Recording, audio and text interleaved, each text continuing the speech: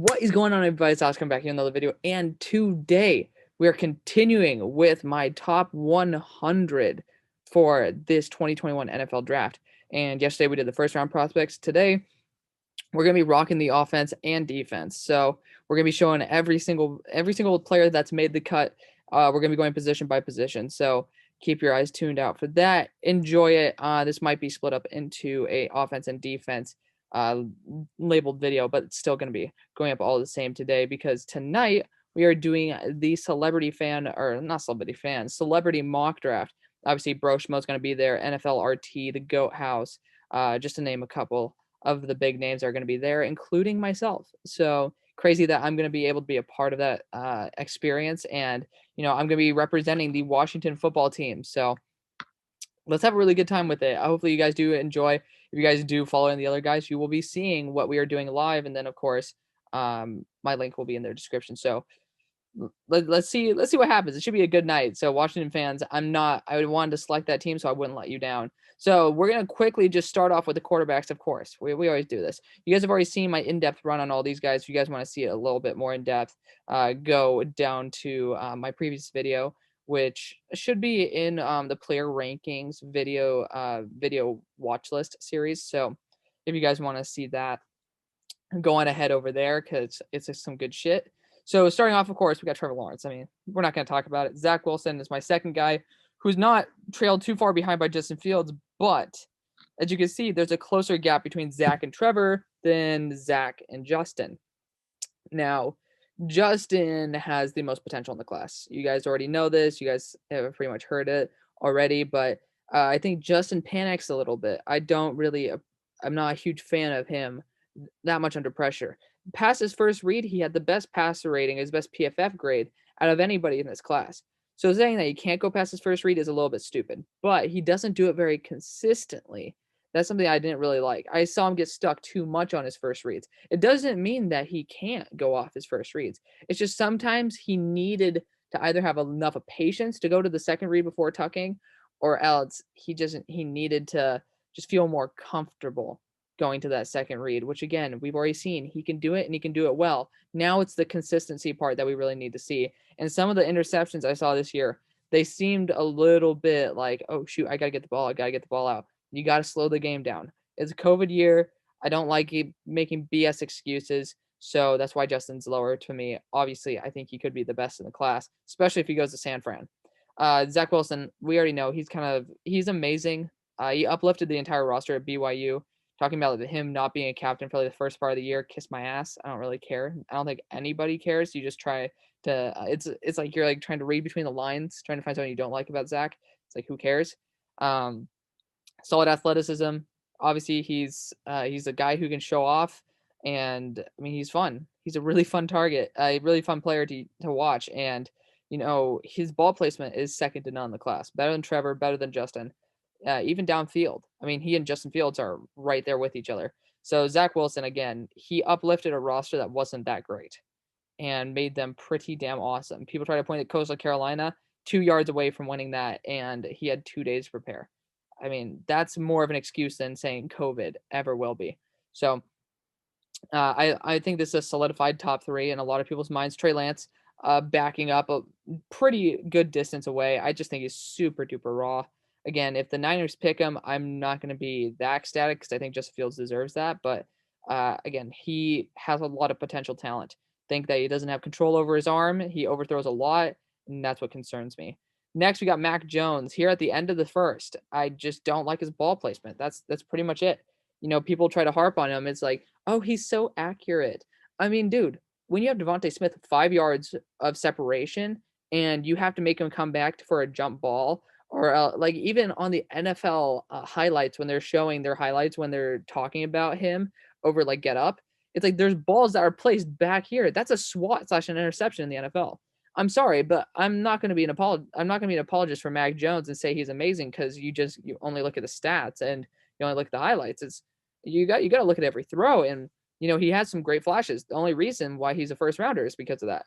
I mean, Matt Corral, if you want to just start saying, oh well, I mean, if you want to start looking at the flashes and not ignore a bunch of the negatives, I mean, Matt Corral should be up there too. Matt Corral should be a number 3 overall pick eventually, and that's my high school quarterback. I know him very well, and he's a little bit more hot and cold. He's a lot more like Kyle Trask mentality, but I mean, obviously, I'm not comparing the two. I'm just saying you have to realize that Mac Jones doesn't have great ball placement. If you really have to make your top targets lose ground to be able to make up for your fuck up, that's not called good ball placement. That's just called you're getting bailed out, homie.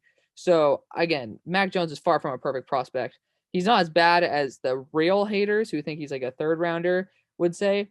He definitely has flashes and he has good pocket mobility, really solid pocket presence, can move around very well, and then stays pretty calm and composed. That's great. But I also did see him get a little bit flinchy under pressure. Everybody does. But it's just, again, he's also super old. I mean, he should be able to process a lot better. He's been sitting behind some of the best quarterbacks in Alabama history. So, and then also 2 DUIs, apparently, one of them ending up in a car crash. Not a big fan of that. Not a big fan of that at all. Kyle Trask next. I have him slightly above Davis Mills, and you can tell how close these guys are. Kyle Trask, again, I thought he was a late first rounder during the season, and the more I watched him, some of these throws that he makes, it's just like, why are you making those throws? I had a pretty solid offensive line. I just did Stone Forsyth last night as my tape study, and he's pretty good. He's damn good. I think he's going to be a good mid-round pick. Third-round pick is solid. He has a lot of things to improve, but overall, he's actually pretty damn solid. But Kyle Trask, again, he has a pretty solid arm strength. He has pretty solid athleticism.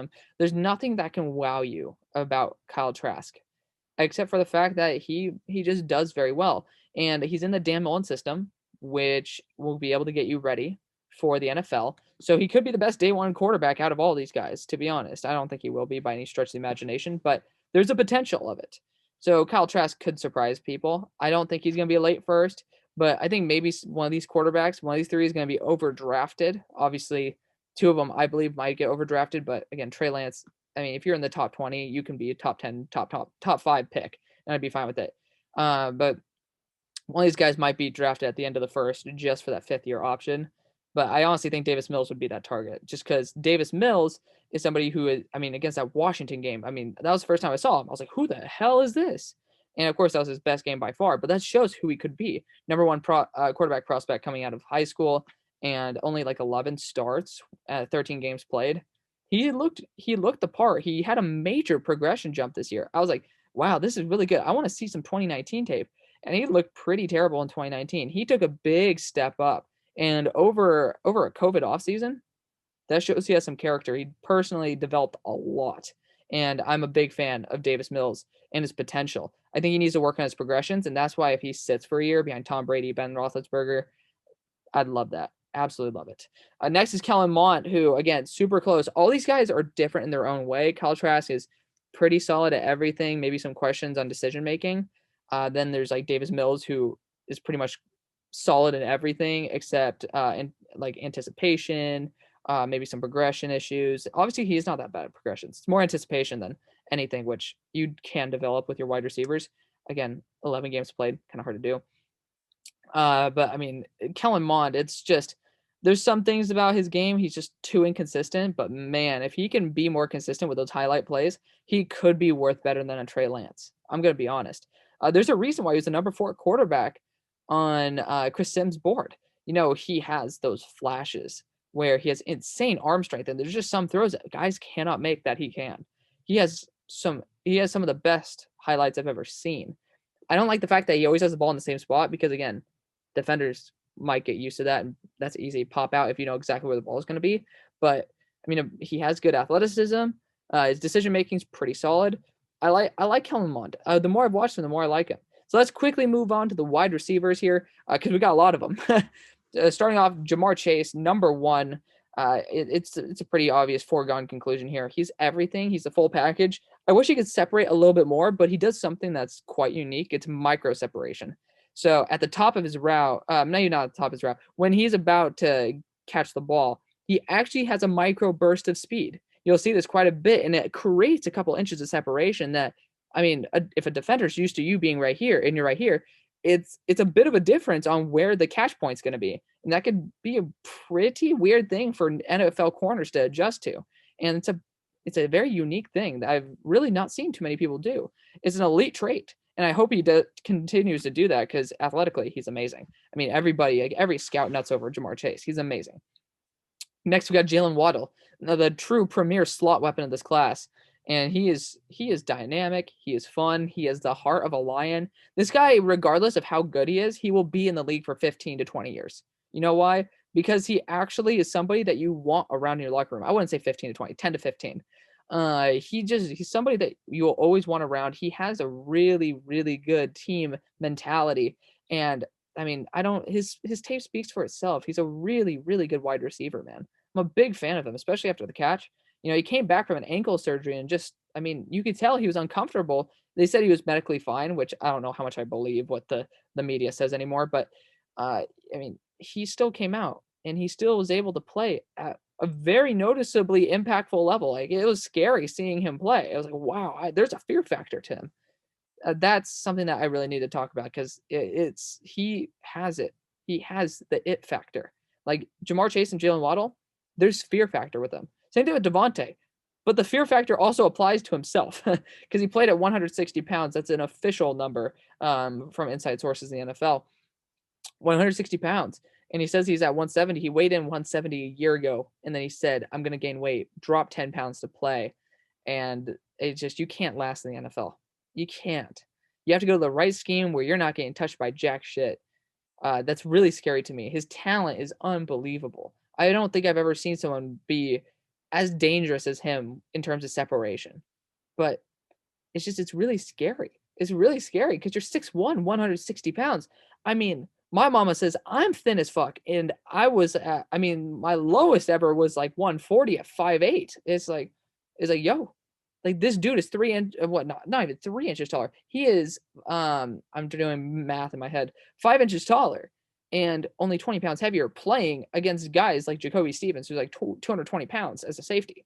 It's just like, you're playing up against dudes who are like 60 pounds heavier than you, directly against you. It's just, you can't last in the NFL where the guys can kill you too. It's scary as shit, man. 24, Kadarius Toney, Florida. I mean, he just moves differently. So that's just, I mean, we've already talked about these guys. He moves differently. Definitely just when you have a unique aspect like that, similar to Jamar Chase's micro separation, it's something that you really can take a shot on. It might bust out, might not work, but it's definitely worth taking a shot on. Because if you can get someone who is just untackleable, like a Barry Sanders was, oof, that'd be fun. I'm not going to compare him to Barry Sanders. Don't worry. 29, Rashad Bateman. Again, I think Tyler Johnson's better. So that's the only reason why I have Rashad Bateman down here. But I had Tyler Johnson as the first. I love Tyler Johnson. I think everybody loves Tyler Johnson. Don't know why the hell the Buccaneers are not starting Tyler Johnson because he is amazing. But Rashad Bateman bailed out their quarterback, Tanner Morgan. So he is definitely a really good option. He can separate at the top of his route. He's overall a really solid wide receiver. I like him a lot. There's nothing bad about him at all. 30, Elijah Moore. Again, he's going to be the second best slot weapon in the class. If you don't want to call Kadarius Toney a slot weapon, he's just a weapon. I think you can use him anywhere. Elijah Moore is just dangerous after the catch. Pretty damn solid on the route tree that you'll be asked to do. And, I mean, running 4.35, it's pretty damn solid. I'm a big fan of Elijah Moore. 31, Dwayne Eskridge. So you're seeing a little run on wide receivers here. I think they're all unique in their own ways. Dwayne Eskridge is, I mean, for a team that's ready to win now, he probably is the best day one impact out of the majority of these wide receivers. Devontae Smith could have a better one, but I mean, Dwayne Eskridge could have a Jalen Waddle impact at year one. It's just, again, he's 24. He's not going to last that much longer. I mean, he's not going to last the length of a Jalen Waddle, who is, I think, 22 and a half, maybe closing in on 23. But again, Dwayne Eskridge has been the primary option at Western Michigan. Has had some injury issues, but man, can this guy fly. I love Dwayne Eskridge. I love his route running. The only thing I have a concern on is really his hands. He's amazing after the catch. I'm such a huge fan of Dwayne Eskridge. I mean, I remember there was a video that I did probably like 3 months ago, where I was like, who the hell is Dwayne Eskridge? And I looked him up and I did my report on him. Like, holy, this guy's a first rounder. I fell in love. He's an amazing, amazing prospect. 44, Terrace Marshall. Just scheme dependent. I think he's a little bit, he has for professionalism, a motor concern. I think that he's pretty much lazy on the majority of his routes until they're going deep. And I mean, when he can fly, he can fly. So my boy Mason was like, dude, this guy's slow. I'm like, no, he's not. He just doesn't want to be fast until he goes on like goes on a streak. You can see this guy fly. I knew he had 4.3 speed, and he showed it. He's 4.38, absolutely insane. He is pretty much just more a lazy version than Denzel Mims. I think that's a pretty good comp. Has hand issues. I didn't really study Denzel Mims too much last year because obviously this is the first year I'm doing it in depth. But oof, I mean, if Terrace Marshall gets a couple things down, including his mentality, he could be one of the best in the draft, hands down. I think the Ravens could definitely use a guy like him to grow under Sammy Watkins.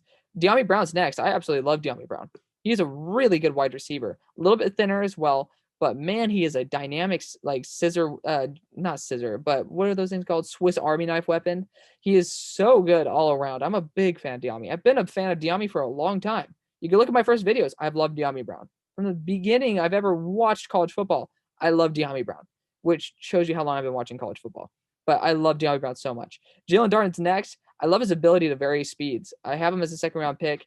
He's super damn talented. He's not going to be blowing off the doors in terms of his speed, but he has really, really good control of it.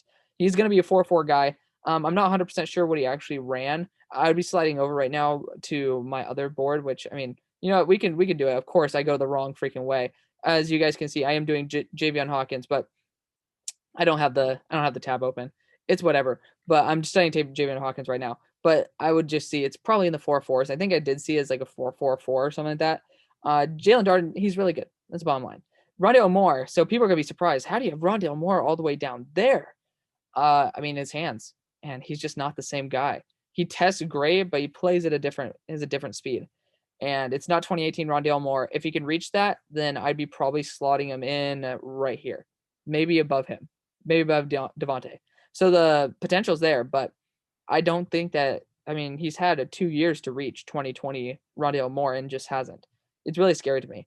73, we got, or the next guy on the board, we got Amon-Ra St. Brown. Very, very versatile weapon. I like him a lot. I'm not a huge fan of his speed, but I need to watch some more Amon-Ra, to be honest. This is unofficial list. I'm going to be showing you guys during the draft what my actual final list is. So enjoy that, of course, randomly double clicking. But next we got Amari Rodgers, who, again, if he doesn't drop the ball, which is a big issue with him, he's going to be a versatile weapon. He's really good after the catch. I'm a big fan of Amari Rodgers, but again, he has had injury concerns, and if you have hands concerns, I'm obviously a lot lower on dudes who can't catch. As a Steelers fan who watches Deontay Johnson drop 1 billion balls a game, you guys should understand my my phobia of these type of guys. 84, Tylan Wallace. You know, I think that he is a really talented dude, but I haven't been wowed too much by Tylan Wallace. I'm just a little bit worried that the Oklahoma State scheme makes their wide receivers look a lot better, because, I mean, I fell in love with Auden Tate. I fell in love with James Washington. I don't know if I can fall in love with Tylan Wallace. I haven't watched enough of him, but the one-on-ones that I saw from the Senior Bowl, I wasn't that impressed. I'm going to be honest. I wasn't that impressed. But he's a really good player, so there's no doubt about it. It's just, again, not that great of a player. Next is Nico Collins, somebody who I thought actually about potentially moving up further. He ran like a 4.45 40, but he doesn't really play at it.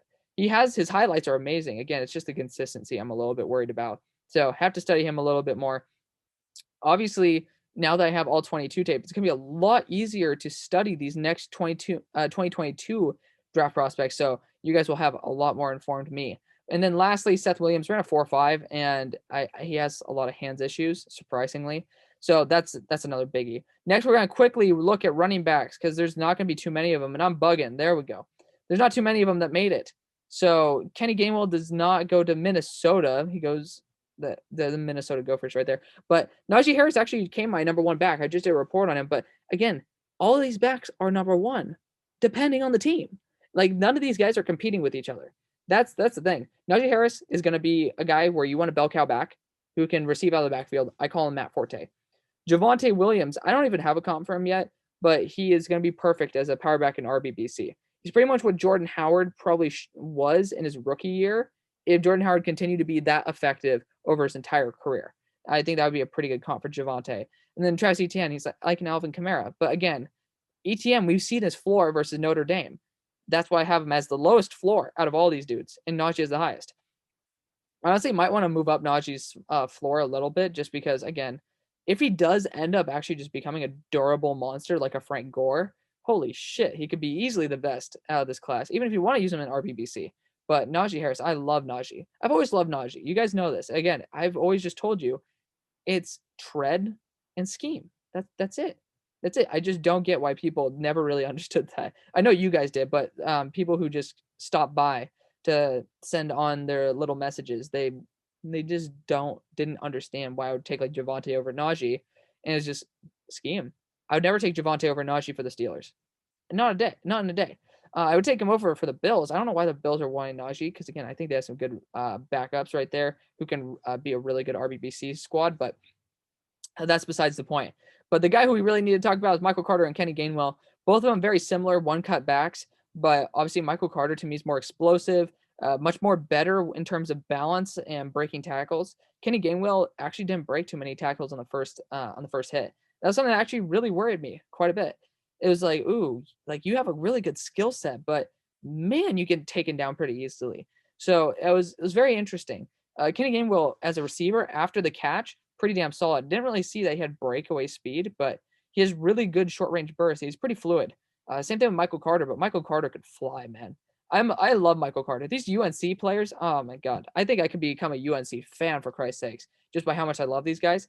This is why we're gonna determine whether Sam Howell is worth that number one quarterback spot. If he rebounds from losing his top four weapons, so obviously Javonte, Michael, Diami, and then Daz Newsome, he deserves that number one spot. So now we're going to look at tight ends really quick for the offense. Only 4 of them, and that's pretty damn understandable. I don't think Hunter Long's that great. We got Kyle Pitts here, who, I mean, do we need an introduction? He could be the number one wide receiver, for Christ's sakes. He is an amazing athlete. I love him. I fell in love with his tape. Only thing I don't see brought up that much is him after the catch. I still thought it was above average, for sure. But it was definitely nothing close to the elite traits that he has in every other damn category. I love Kyle Pitts so much. It just didn't really think he did too much after the ball got in his hands, apart from his speed. The break tackle ability wasn't really there for me. But again, that's easily developable. It's like, hey, by the way, let's practice you using a stiff arm here or there. You have long ass arms. I mean, boom, there you go. One of the best wide receivers and tight ends ever. Just like that. Number 34, Brevin Jordan. So this is my guy. I absolutely love Brevin Jordan. I have him as like a top 20 player until I saw that he ran like a 4.7, which again, I don't usually take account into those numbers until it's pretty glaring, and at 4.7, that's pretty glaring. Hopefully, that maybe he had like a little bit of a leg injury or something that caused that, but super fluid, very good blocker as well for what people think of him. I think he's a super well-rounded tight end, and he's going to be perfect for a team like, I don't think they're going to be drafting a tight end anytime soon, just given the fact that they have so many other needs. But they just lost Jonnu Smith, the Titans. You think Jonnu Smith was my comp for Brevin Jordan. I love it. It's a really good comp. 57, Freiermuth. I just think he has balance issues, and he's nothing really surprising. He's just a stereotypical Vance McDonald. That's my comp for him back. He can plow over people. He's okay as a route runner. You know, there's nothing really special about Pat besides the power. And again, his balance is pretty shit. So that's that. Next, Tommy Tremble. I'm doing a scouting report on him, so you guys will be hearing more informed information, but he had really tiny hands at his pro day. That was just kind of entertaining to say the least, but he's a really good receiver, and I want to see how he blocks, but I've heard some good things about his blocking as well. He could definitely be moving up this draft board. So we'll see. Again, this is unofficial. I will be doing a Tommy Tremble one probably within the next couple days, so keep your eyes out for that. And we're going to look at the offensive line really quick. Offensive tackles. Somebody's actually moved onto this list. And I'm actually kicking off Alex Leatherwood. Fun fact. I'm probably going to be kicking him off. There's a chance of it. For right now, we'll bring up the one name. I actually forgot to update this one because, again, this was yesterday and today. By the way, I made this on the 1-year anniversary of the show. Totally forgot about it. So, woo, happy 1-year anniversary. We'll be doing a quick little video about that when we get some extra time during summer. But we'll do a 1-year recap. But with the first guy, we got Penei Sewell. I mean, I absolutely love Penei Sewell. I think he's generational talent. Needs to work on those balance issues, but again, he has so much to grow, and he's already amazing. So I don't really understand the love, even though I really like Rashawn Slater. As you can tell, I have him as a top 10 prospect. Big fan of him. Think he's very versatile, has long enough arms. Again, I haven't seen enough of him to say whether he uses his length enough, but I mean, if he is able to learn how to use his arms at full length, he could 100% be a tackle in this league. But I think he'd be an excellent guard, excellent center. And I think that any team, even the Eagles, I mean, I don't think he falls past 12. If he even gets to the Eagles, which he shouldn't, then I would say take him, have him be as Isaac Suamalu's replacement, and then eventually Jason Kelsey's. I mean, I just absolutely love Rashawn Slater wherever you want to put him. Darsaw, similar to Penny Sewell, but a little bit more work to be done. Obviously, he's a really, really good tackle with a lot of room to grow and a lot of experience too. So you're gonna have a high floor guy with a lot of room to develop. So big fan of Christian Darsaw. Samuel Cosme is just good in everything. And you guys have heard my little spiels about all these dudes in the first, but that's why I'm keeping these shorter. He's just super solid in everything, but nothing to wow. Tevin Jenkins, the quote from the NFL scout was dancing bear. And he's huge. He's very powerful. I think he should be a guard unless he has an immobile quarterback. Then I think he'll be perfectly fine and possibly even better. But again, schematic issues probably going to keep him down on this list. Eichenberg, really good form. Love this guy so much. He has short arms, but he uses it to their full capabilities. Big fan of Eichenberg right there. Dylan Radunes showed it at the Senior Bowl, so I'm a big fan of that. Now we're going on to the guys you guys haven't seen. Jalen Mayfield. He's just somebody who has a lot of potential. He's very raw, and he's a right tackle, but he has very short arms, so he probably is going to be a guard. That's just the problem. A lot of these tackles have very short arms. Radunes is one of the longer arm dudes, and he's still like sub 30th percentile. So it's kind of weird. Next, we got Spencer Brown out of Northern Iowa, a 10 RAS score, best athletic score out of any tackle in history. Yeah, I know he's a beast. He's an absolute beast. I think the Steelers might want to be taking him at the end of round 1 if they go Najee Harris. I mean, at the end of round 2 if they take Najee round 1. He's an absolute beast. Very athletic, very solid. Going to be able to make a good impact. But he is older as fuck, so there's that problem as well. 76, I got Deontay Smith. So I'm going to be actually slotting in a guy about 75 to 76 to 77. His name's Stone Forsyth. And I'm going to actually be bringing him in probably right here because I'm a big fan of this guy. I have him as a mid-third. And mid to early third. He has pretty much everything that you can want from a tackle, except probably some consistent power. He does have a lot of inconsistencies, and against speed rushers, he's not that great. He was able to handle Azeez Ojulari pretty well, but over the entire game, you could tell that he just wasn't able to consistently keep with the length and all that shit. So, again, he has a little bit of room to grow, but, I mean, he can develop. That's the thing. He can develop.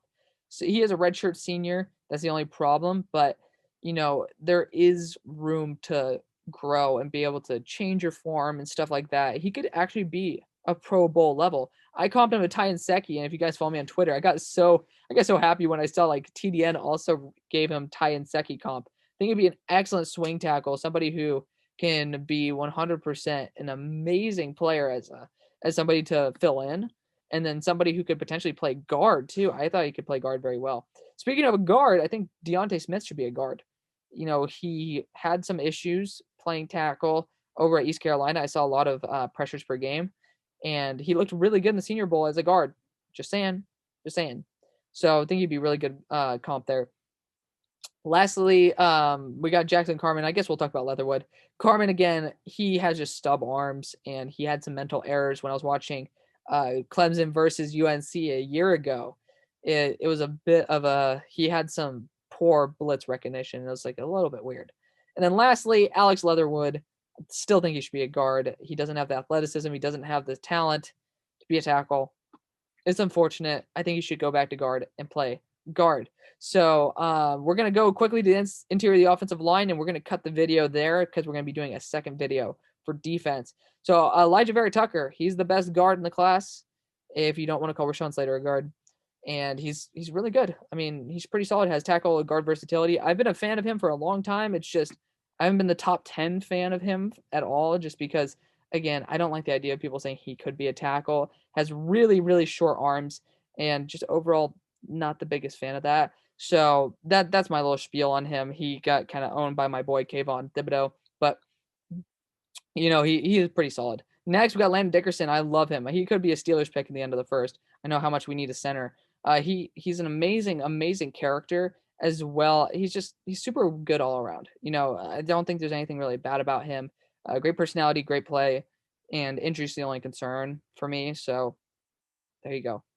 Number 54, Quinn Meinerz. He's a beast. He's a beast, man. He just completely owned in one-on-ones at the Senior Bowl.